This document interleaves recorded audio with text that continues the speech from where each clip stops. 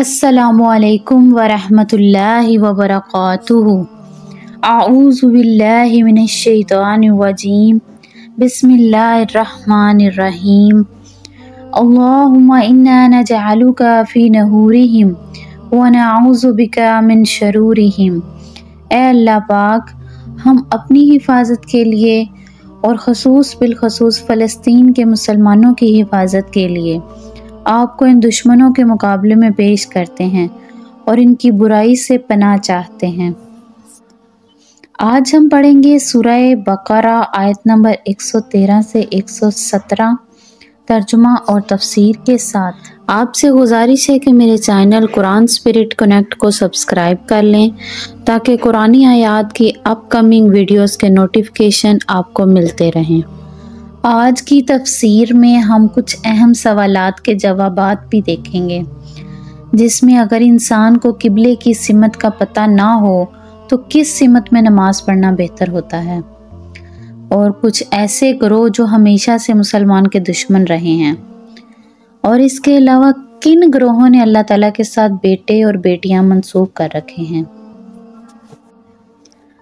बिस्मिल्लाहिर्रहमानिर्रहीम। सूरह बकरा आयत नंबर 113।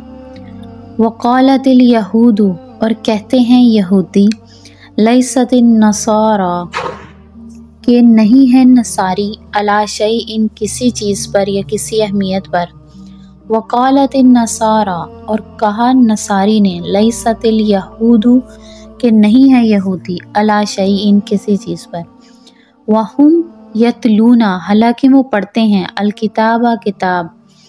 कज़ालिका, इसी तरह, क़ाला, कहा, अल्लज़ीना ला यअलमूना, वो लोग जो इल्म नहीं रखते। मिसला क़ौलिहिम, इन्हीं जैसी बात या इनके जैसी ही बात। फ़ल्लाहु, सो अल्लाह, यहकुमु, फैसला करेगा, बैनहुम, इनके दरमियान, यौमल क़ियामती, क़यामत के दिन, फ़ीमा, जिसमें, कानू, वो थे, फ़ीही, इसमें, यख्तलिफून, इख्तिलाफ करते। और यहूदी कहते हैं कि ईसाइयों के मज़हब की कोई बुनियाद नहीं, और ईसाई कहते हैं कि यहूदियों के मज़हब की कोई बुनियाद नहीं, हालांकि ये सब आसमानी किताबें पढ़ते हैं। इसी तरह वो मुशरिकीन जिनके पास कोई आसमानी इल्म ही सिरे से नहीं, उन्होंने भी इन अहले किताब की जैसी बातें कहनी शुरू कर दी हैं। चुनांचे अल्लाह ताला ही क़यामत के दिन इनके दरमियान इन बातों का फैसला करेगा जिनमें ये इख्तलाफ करते रहे। वमन अज़लमु, और कौन है बड़ा जालिम, मिम्मन मनाअ, जिससे रोका जाए या जो रोके, मसाजिद अल्लाही, मस्जिद अल्लाह ताला की, अन युज़करा, कि जिक्र किया जाए, फ़ीहा, इसमें, अस्मुहु, इसका नाम, वसाआ, और कोशिश की, फ़ी ख़राबिहा, और इसकी वीरानी की, यानी कि कोशिश की। उलाइका, ये लोग, माकाना, ना था, लाहुम, इनके लिए, अन युदखुलूहा, कि वहाँ दाखिल होते, इल्ला, मगर, खाइफीन, डरते हुए। लाहुम फिद दुनिया, इनके लिए दुनिया में, खिज़युन, रसवाई है, वलाहुम, और इनके लिए, फिल आखिराती, आखरत में, अज़ाबुन अज़ीम, यानी कि आखरत का बड़ा अज़ाब है। और इस शख्स से बड़ा जालिम कौन होगा जो अल्लाह ताला की मस्जिदों पर इस बात की बंदिश लगा दे कि इसमें अल्लाह ताला का नाम लिया जाए और इनको वीरान करने की कोशिश करे। ऐसे लोगों को ये हक नहीं पहुंचता कि वो इन मस्जिदों में दाखिल हों मगर डरते हुए। ऐसे लोगों के लिए दुनिया में रुसवाई है और इन्हीं को आखिरत में ज़बरदस्त अज़ाब होगा। ऊपर यहूदो, नसारा और मुशरिकीन, तीन ग्रोहों का जिक्र आया है। ये तीनों ग्रोह किसी न किसी ज़माने में और किसी न किसी शक्ल में अल्लाह ताला की इबादत गाहों की बेहुरमती के मुर्तकिब हुए हैं। मसलन ईसाइयों ने शाह तीतोस के ज़माने में बैतुल मुक़द्दस पर हमला करके इसे तख्ता ताराज किया। अब्राहा ने, जो ईसाई का मदई था, یعنی کہ عیسائی مذہب کا حامل تھا، بیت اللہ پر حملہ کر کے اسے ویران کرنے کی کوشش کی۔ مشرکین مکہ مسلمانوں کو مسجد حرم میں نماز پڑھنے سے روکتے رہے اور یہودیوں نے بیت اللہ کے تقدس سے انکار کر کے عملاً لوگوں کو اس کی طرف رخ کرنے سے روکا۔ قرآن کریم میں اللہ تعالیٰ فرماتے ہیں کہ ایک طرف ان میں سے ہر ایک کا دعویٰ یہ ہے کہ تنہا وہی جنت کا حقدار ہے، اور دوسری طرف ان کی حالت یہ ہے کہ وہ اللہ تعالیٰ کی عبادت میں رکاوٹ ڈالنے یا عبادت گاہوں کو ویران کرنے کے در پہ رہے ہیں۔ اس آیت کا اگلا جملہ ذو معنی ہے۔ اس کا ظاہری مطلب یہ ہے کہ حق تو یہ تھا کہ یہ لوگ اللہ تعالیٰ کی مسجدوں میں اللہ تعالیٰ کا خوف لے کر داخل ہوتے، نہ یہ کہ متکبرانہ انداز میں انہیں ویران کریں یا لوگوں کو وہاں اللہ تعالیٰ کی عبادت سے روکیں۔ لیکن ساتھ ہی یہ لطیف اشارہ بھی ہو سکتا ہے کہ عنقریب وہ وقت آنے والا ہے جب یہ متکبر لوگ جو اللہ تعالیٰ کی مسجدوں میں لوگوں کو روک رہے ہیں، حق پرستوں کے سامنے ایسے مغلوب ہوں گے کہ انہیں خود ان کی جگہوں پر ڈر ڈر کر داخل ہونا پڑے گا۔ چنانچہ فتح مکہ کے موقع پر کفار مکہ کے ساتھ یہی صورتحال پیش آئی۔ وَلِلَّهِ الْمَشْرِقُ وَالْمَغْرِبُ، اور اللہ تعالیٰ ہی کے لیے ہے مشرق اور مغرب۔ فَأَيْنَمَا، سو جس طرف، تولو تم منہ کرو، فَثَمَّ، تو اسی طرف، وجہ اللہ، اللہ تعالیٰ کا سامنا ہے۔ ان اللہ، بے شک اللہ، واسع وسعت والا ہے، علیم جاننے والا ہے۔ اور مشرق اور مغرب سب اللہ ہی کی ہیں، لہٰذا جس طرف بھی تم رخ کرو گے وہیں اللہ کا رخ ہے۔ بے شک اللہ تعالیٰ بہت وسعت والا اور بڑے علم والا ہے۔ اوپر جن 3 گروہوں کا ذکر ہوا ہے ان کے درمیان ایک اختلاف قبلے کا بھی تھا، لہٰذا اہل کتاب بیت المقدس کی طرف رخ کر کے عبادت کرتے تھے اور مشرکین بیت اللہ کو قبلہ سمجھتے تھے۔ مسلمان بھی اسی کی طرف رخ کر کے نماز پڑھتے تھے، اور یہ بات یہودیوں کو ناگوار تھی۔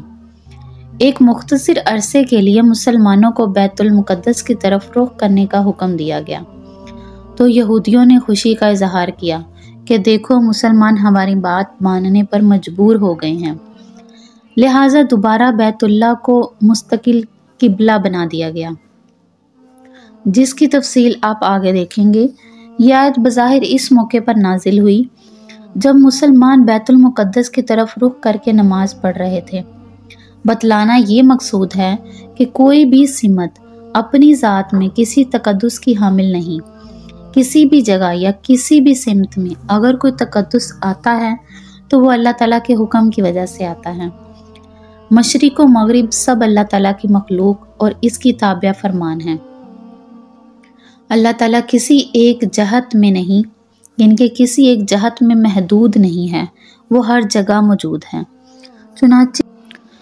چنانچہ وہ جس سمت کی طرف رخ کرنے کا حکم دے، بندوں کا کام ہے کہ اس کے حکم کی تعمیل کریں۔ یہی وجہ ہے کہ اگر کوئی شخص کسی ایسی جگہ ہو جہاں قبلے کی صحیح سمت نہ پتہ چل رہی ہو تو وہاں وہ اپنے اندازے سے جس سمت کو قبلہ سمجھ کر نماز پڑھے گا اس کی نماز ہو جائے گی، یہاں تک کہ اگر بعد میں پتہ چلے کہ جس رخ پر نماز پڑھی ہے وہ صحیح رخ نہیں تھا، تب بھی نماز دہرانے کی ضرورت نہیں ہے، کیونکہ اس شخص نے اپنی طاقت کے مطابق اللہ تعالیٰ کے حکم کی تعمیل کر لی ہے۔ دراصل کسی بھی جگہ یا کسی بھی سمت میں اگر تقدس آتا ہے تو وہ اللہ تعالیٰ کے حکم کی وجہ سے ہی آتا ہے، لہٰذا اگر اللہ تعالیٰ قبلے کے تعین میں اپنے احکام بدل رہے ہیں تو اس میں کسی فریق کی ہار جیت کا سوال نہیں۔ یہ تبدیلی یہی دکھانے کے لیے آ رہی ہے کہ کوئی سمت اپنی ذات میں مقصود نہیں، مقصود اللہ تعالیٰ کے حکم کی پیروی ہے۔ اگر آئندہ اللہ تعالیٰ دوبارہ بیت اللہ کی طرف رخ کرنے کا حکم دے دیں تو یہ بات نہ قابل تعجب ہونی چاہیے نہ قابل اعتراض۔ وَقَالُوا اتَّخَذَ اللَّهُ، اور انہوں نے یعنی کہ بنا لیا اللہ تعالیٰ کا یا اللہ تعالیٰ کے لیے ولادن بیٹا، سبحانہ وہ پاک ہے، بل لہو بلکہ اسی کے لیے، ما فی السماواتی جو کچھ آسمانوں میں ہے، والارض اور جو زمین میں ہے، کلو سب لہو اسی کے لیے ہے، قانتون اور سب کچھ اسی کے زیر فرمان ہے۔ یہ لوگ کہتے ہیں کہ اللہ تعالیٰ نے کوئی بیٹا بنایا ہوا ہے، حالانکہ اس کی ذات اس قسم کی چیزوں سے پاک ہے، بلکہ آسمانوں اور زمین میں جو کچھ ہے اسی کا ہے، سب کے سب اس کے فرما بردار ہیں۔